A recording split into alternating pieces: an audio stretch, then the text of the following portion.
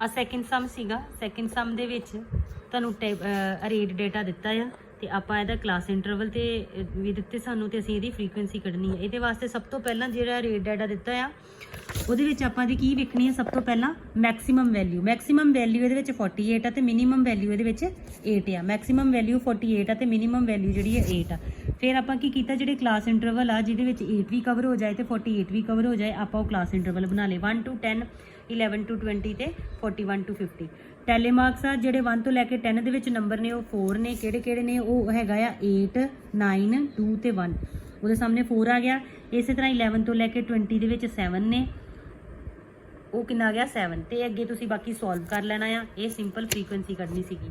ਉਸ ਤੋਂ ਬਾਅਦ ਚੋਂ ਨੈਕਸਟ ਸਮ ਹੈ ਤੁਹਾਡਾ ਥਰਡ ਸਮ ਵੀ ਸੇਮ ਹੀ ਆ, ਪਰ ਥਰਡ ਸਮ ਦੇ ਵਿੱਚ ਡਿਫਰੈਂਸ ਇਹ ਆ ਕਿ ਉਹਨਾਂ ਨੇ ਕਿਹਾ ਵਾ the marks of 24 candidates in the subject mathematics are given below. ਇਹ ਜਿਹੜੇ ਆ 24 ਕੈਂਡੀਡੇਟਸ ਦੇ ਮਾਰਕਸ ਨੇ। ਇਹਦੇ ਵਿੱਚ ਜਿਹੜਾ ਕਲਾਸ ਇੰਟਰਵਲ ਉਹਨਾਂ ਦਿੱਤਾ ਆ 0 ਤੋਂ ਲੈ ਕੇ 10 ਤੇ 10 ਤੋਂ 20 ਅੱਗੇ ਸੋ ਔਨ। ਮੈਕਸਿਮਮ ਵੈਲਿਊ ਤੁਸੀਂ ਵੇਖ ਲੈਣੀ ਕਿੰਨੀ, ਮੈਕਸਿਮਮ ਵੈਲਿਊ ਤੁਹਾਡੀ ਹੈਗੀ ਆ 50। ਠੀਕ ਹੈ ਜੀ। ਤੇ ਇਹਦੇ ਵਿੱਚ ਤੁਸੀਂ ਲਾਸਟ ਇੰਟਰਵਲ ਤੁਹਾਡਾ ਬਣ ਜਾਣਾ ਵਾ ਕਿਹੜਾ 50 to 60 ਤੱਕ ਜਾਣਾ ਤੁਸੀਂ। ਹੁਣ ਇਹਦੇ ਵਿੱਚ ਤੁਸੀਂ ਵੇਖੋਗੇ ਪਿਛਲੇ ਤੇ ਇਹਦੇ ਵਿੱਚ ਕੀ ਫਰਕ ਆ। ਪਿਛਲੇ ਵਿੱਚ ਜਿਹੜਾ ਕਲਾਸ ਇੰਟਰਵਲ ਬਣਾਇਆ ਸੀਗਾ ਉਹ 1 ਤੋਂ ਲੈ ਕੇ 10 ਤੇ ਫਿਰ ਅੱਗੇ 11 ਤੋਂ 20 ਸ਼ੁਰੂ ਹੁੰਦਾ ਸੀਗਾ ਨੈਕਸਟ ਗਰੁੱਪ।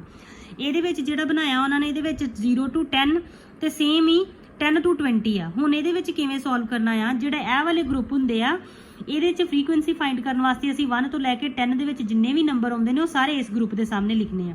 ਪਰ ਇਹਦੇ ਵਿੱਚ ਇਸ ਤਰ੍ਹਾਂ ਨਹੀਂ ਹੈਗਾ। ਇਹਦੇ ਵਿੱਚ ਕੀ ਆ, 0 ਤੋਂ ਲੈ ਕੇ 10 ਦੇ ਵਿੱਚ ਜਿਹੜੇ ਵੀ ਨੰਬਰ ਆਉਂਦੇ ਨੇ 10 ਇਹਦੇ ਵਿੱਚ ਨਹੀਂ ਆਉਣਾ। 10 ਜਿਹੜਾ ਵਾ ਨੈਕਸਟ ਵਾਲੇ ਗਰੁੱਪ ਦੇ ਵਿੱਚ ਆਏਗਾ। ਮਤਲਬ 0 ਤੋਂ ਲੈ ਕੇ 9 ਤੱਕ ਤੁਸੀਂ ਕਾਊਂਟ ਕਰਨੇ ਆ। ਜਿਨ੍ਹਾਂ ਬੱਚਿਆਂ ਦੇ ਨੰਬਰ 0 ਤੋਂ ਲੈ ਕੇ 9 ਦੇ ਵਿੱਚ ਆ ਉਹ ਤੁਸੀਂ ਇਹ ਵਾਲੇ ਗਰੁੱਪ ਦੇ ਸਾਹਮਣੇ ਲਿਖਣੇ ਆ। ਫਿਰ ਉਸ ਤੋਂ ਬਾਅਦ ਚੋਂ 10 ਤੋਂ ਲੈ ਕੇ 19 ਤੱਕ, ਮਤਲਬ ਕਿ ਜਦੋਂ ਤੁਹਾਡੀ ਇੱਕ ਜਿਹੜਾ ਕਲਾਸ ਇੰਟਰਵਲ ਆ ਉਹਦੀ ਅਪਰ ਲਿਮਿਟ ਤੇ ਨੈਕਸਟ ਇੰਟਰਵਲ ਦੀ ਲੋਅਰ ਲਿਮਿਟ ਜਿਹੜੀ ਆ ਉਹ ਸੇਮ ਹੋਵੇ। ਜਿਵੇਂ ਆ ਤੁਹਾਨੂੰ ਮੈਂ ਦੱਸਾਂ, ਜਿਵੇਂ ਤੁਹਾਨੂੰ ਮੈਂ ਆ ਲਿਖ ਕੇ ਦੱਸਦੀ ਆ, ਇਹ ਤੁਹਾਡਾ ਗਰੁੱਪ ਆ ਜਿਵੇਂ 1 ਤੋਂ ਲੈ ਕੇ 10, 10 to 20, 20 to 30।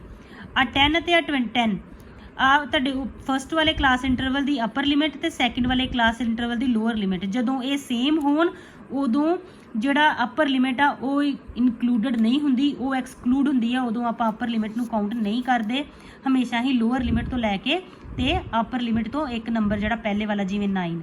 ਹੁਣ 10 ਇਹਦੇ ਵਿੱਚ ਆਏਗਾ 10 ਤੋਂ ਲੈ ਕੇ ਤੇ 19 ਤੱਕ, 20 ਤੋਂ ਲੈ ਕੇ ਤੇ 29 ਤੱਕ। ਤਾਂ ਕਰਕੇ ਆ ਜਿਹੜਾ 50 ਆ 50 ਫਿਰ ਅਪਰ ਲਿਮਿਟ ਦੇ ਵਿੱਚ ਨਹੀਂ ਆਣਾ, ਇਸ ਕਰਕੇ 50 ਤੋਂ ਲੈ ਕੇ 60 ਦੇ ਤੱਕ ਆਪਾਂ ਲਾਸਟ ਵਾਲਾ ਇੰਟਰਵਲ ਲਿਆਇਆ ਤਾਂ ਕਿ 50 ਉਹਦੇ ਵਿੱਚ ਆ ਜਾਵੇ। ਇਹ ਤੁਸੀਂ ਆਪ ਕਰ ਲੈਣੇ ਸਮ।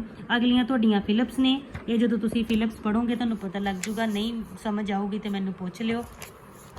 ਨੈਕਸਟ ਉਸ ਤੋਂ ਬਾਅਦ 'ਚ ਤੁਹਾਨੂੰ ਮੈਂ ਡਾਇਰੈਕਟ ਸਮ ਤੇ 5 ਤੇ ਆ ਰਹੀ ਹਾਂ। 5 ਸਮ ਕਿਵੇਂ, ਉਹਨਾਂ ਨੇ ਕਿਹਾ find the actual lower limit, upper class limit and the mid value of the classes. ਆ ਤੁਹਾਨੂੰ ਕਲਾਸਿਸ ਦਿੱਤੀਆਂ ਨੇ, ਇਹਦੇ ਵਿੱਚ ਤੁਸੀਂ ਕੀ ਕਰਨਾ ਆ, ਐਕਚੁਅਲ ਲੋਅਰ ਕਲਾਸ ਲਿਮਿਟ ਕੱਢਣੀ ਆ, ਅਪਰ ਕਲਾਸ ਲਿਮਿਟ ਕੱਢਣੀ ਆ ਤੇ ਮਿਡ ਵੈਲਿਊ ਵੀ ਕੱਢਣੀ ਆ।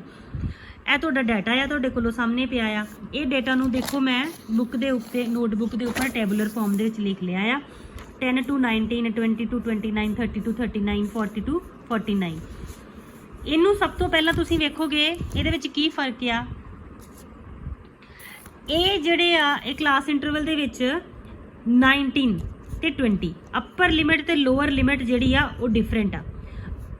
ਅਗਲੇ ਦੀ ਵੀ ਸੇਮ ਆ, ਅਪਰ ਲਿਮਿਟ ਤੇ ਲੋਅਰ ਲਿਮਿਟ ਜਿਹੜੀ ਉਹ ਡਿਫਰੈਂਟ ਆ। ਜਦੋਂ ਤੱਕ ਆਪਾਂ ਅਪਰ ਲਿਮਿਟ ਤੇ ਲੋਅਰ ਲਿਮਿਟ ਨੂੰ ਸੇਮ ਨਹੀਂ ਕਰਦੇ ਉਦੋਂ ਤੱਕ ਅਸੀਂ ਇਹ ਸਮ ਨੂੰ ਸੋਲਵ ਨਹੀਂ ਕਰ ਸਕਦੇ। ਇਹਦੇ ਵਾਸਤੇ ਆਪਾਂ ਕੀ ਕਰਨਾ ਵਾ, ਅਪਰ ਲਿਮਿਟ ਤੇ ਲੋਅਰ ਲਿਮਿਟ, ਪਹਿਲੇ ਕਲਾਸ ਇੰਟਰਵਲ ਦੀ ਅਪਰ ਲਿਮਿਟ ਤੇ ਦੂਸਰੇ ਵਾਲੇ ਕਲਾਸ ਇੰਟਰਵਲ ਦੀ ਲੋਅਰ ਲਿਮਿਟ, ਦੋਨਾਂ ਦਾ ਡਿਫਰੈਂਸ ਕੱਢ ਲੈਣਾ। ਜਿਵੇਂ ਦੇਖੋ 20 - 19, ਜ਼ਰੂਰੀ ਨਹੀਂ 20 - 19 ਤੁਸੀਂ ਅਗਲੇ ਕਲਾਸ ਇੰਟਰਵਲ 'ਚ ਵੀ ਲੈ ਸਕਦੇ। 30 - 29 ਤਾਂ ਵੀ 1 ਹੀ ਆਣਾ ਵਾ, 40 - 39 ਤਾਂ ਵੀ 1 ਹੀ ਆਣਾ ਵਾ। ਫਿਰ ਉਹਨੂੰ ਕੀ ਕਰਨਾ, ਅਸੀਂ 2 ਨਾਲ ਡਿਵਾਈਡ ਕਰ ਦੇਣਾ। 2 ਨਾਲ ਡਿਵਾਈਡ ਕਰਕੇ ਸਾਡਾ ਕੀ ਆ ਜਾਏਗਾ 0.5। 0.5 ਜਿਹੜਾ ਆ ਉਹਨੂੰ ਅਸੀਂ ਕੀ ਕਰਨਾ ਵਾ, ਸਾਰੀਆਂ ਲੋਅਰ ਲਿਮਿਟ ਦੇ ਵਿੱਚੋਂ ਮਾਈਨਸ ਕਰ ਦੇਣਾ ਵਾ। ਦੇਖੋ ਮੈਂ ਕੀਤਾ 10 - 0.5, 20 - 0.5, ਇਸੇ ਤਰ੍ਹਾਂ ਤੁਸੀਂ ਸੋਨ ਕਰ ਲੈਣਾ। ਆ ਜਿਹੜਾ ਹਾਈਫਨ ਪਾਇਆ ਆ ਸੈਂਟਰ ਵਾਲਾ ਹਾਈਫਨ ਆ ਜਿਹੜਾ ਇੱਥੇ ਪਾਇਆ, ਇਹ ਤੇ ਅਪਰ ਲਿਮਿਟ ਦੇ ਵਿੱਚ 0.5 ਨੂੰ ਪਲੱਸ ਕਰ ਦੇਣਾ। 19 + 0.5, 20 + 0.5 ਤੇ ਐਂਡ ਤੇ 49 + 0.5। ਜਦੋਂ ਆਪਾਂ 10 ਦੇ ਵਿੱਚੋਂ 0.5 ਘਟਾਵਾਂਗੇ ਤੇ ਮਾਈਨਸ ਕਰਾਂਗੇ ਤੇ ਕੀ ਆ ਜਾਏਗਾ 9.5 ਹਾਈਫਨ ਤੇ 19 ਦੇ ਵਿੱਚ 0.5 ਪਲੱਸ ਕਰਾਂਗੇ ਤੇ ਕੀ ਆ ਜਾਏਗਾ 19.5। ਇਸੇ ਤਰ੍ਹਾਂ 20 ਦੇ ਵਿੱਚੋਂ 0.5 ਮਾਈਨਸ ਕਰਾਂਗੇ ਤੇ 19.5 ਤੇ 20 ਵਿੱਚ 0.5 ਪਲੱਸ ਕਰਾਂਗੇ ਤੇ 20.5। ਲਾਸਟ ਤੇ ਇਸੇ ਤਰ੍ਹਾਂ 40 ਦੇ ਵਿੱਚੋਂ 0.5 ਮਾਈਨਸ ਕਰਾਂਗੇ ਤੇ 39.5 ਤੇ 49 ਦੇ ਵਿੱਚ 0.5 ਪਲੱਸ ਕਰਾਂਗੇ ਤੇ 49.5। ਹੁਣ ਇਹਦੇ ਵਿੱਚ ਤੁਹਾਡਾ ਕੀ ਆ, ਇਹ 'ਚ ਤੁਸੀਂ ਫਾਈਂਡ ਕਰਨਾ, ਇਹ 'ਚੋਂ ਤੁਹਾਡੀ ਲੋਅਰ ਲਿਮਿਟ ਕਿਹੜੀ ਆ, ਸਭ ਤੋਂ ਜਿਹੜੀ ਛੋਟੀ ਆ, ਆਹ ਵਾਲੀ ਤੁਹਾਡੀ ਕੀ ਆ ਲੋਅਰ ਲਿਮਿਟ, ਠੀਕ ਹੈ ਜੀ। ਤੇ ਅਪਰ ਲਿਮਿਟ ਕਿਹੜੀ ਆ, ਜਿਹੜੀ ਸਭ ਤੋਂ ਵੱਡੀ ਆ, ਅਪਰ ਲਿਮਿਟ ਆ, ਠੀਕ ਹੈ। ਤੇ ਹੋਰ ਕੀ ਕੱਢਣਾ ਆਪਾਂ ਇਹਦੇ 'ਚ, ਆਪਾਂ ਇਹਦੇ 'ਚ ਕਰਨਾ ਆ ਮਿਡ ਵੈਲਿਊਜ਼। ਤੇ ਮਿਡ ਵੈਲਿਊਜ਼ ਕੱਢਣ ਵਾਸਤੇ ਅਸੀਂ ਕੀ ਕਰਨਾ ਆ, ਮਿਡ ਵੈਲਿਊ ਕੱਢਣ ਦਾ ਫਾਰਮੂਲਾ ਆ, ਮਿਡ ਵੈਲਿਊ ਕੱਢਣ ਵਾਸਤੇ ਅਸੀਂ ਕੀ ਕਰਾਂਗੇ, lower limit plus upper limit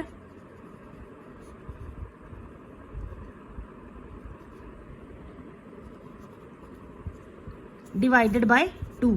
lower limit ਨੂੰ ਤੇ ਅਪਰ ਲਿਮਿਟ ਨੂੰ ਡਿਵਾਈਡ ਕਰਕੇ ਪਲੱਸ ਕਰਕੇ ਤੇ ਅਸੀਂ ਕੀ ਕਰ ਦੇਣਾ 2 ਨਾਲ ਡਿਵਾਈਡ ਕਰ ਦੇਣਾ। ਹੁਣ ਲੋਅਰ ਲਿਮਿਟ ਕਿਹੜੀ ਆ, ਲੋਅਰ ਲਿਮਿਟ ਕੋਈ ਇੱਕ ਗਰੁੱਪ, ਕੋਈ ਇੱਕ ਕਲਾਸ ਇੰਟਰਵਲ ਲੈ ਲਓ, ਸਭ ਦੀ ਮਿਡ ਵੈਲਿਊ ਸੇਮ ਹੀ, ਸਭ ਦੀ ਮਿਡ ਵੈਲਿਊ ਇਸੇ ਤਰ੍ਹਾਂ ਹੀ ਨਿਕਲਣੀ ਆ। 1 ਮਿੰਟ,